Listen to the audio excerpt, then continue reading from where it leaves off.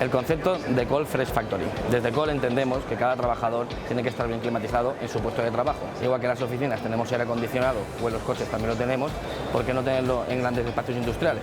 El concepto es que esto comportaba un gran consumo energético. No es nuestro concepto de Colt Factory, ya que utilizamos agua potable para rebajar la temperatura del aire e impulsar la plana de trabajo lo más cómodamente posible.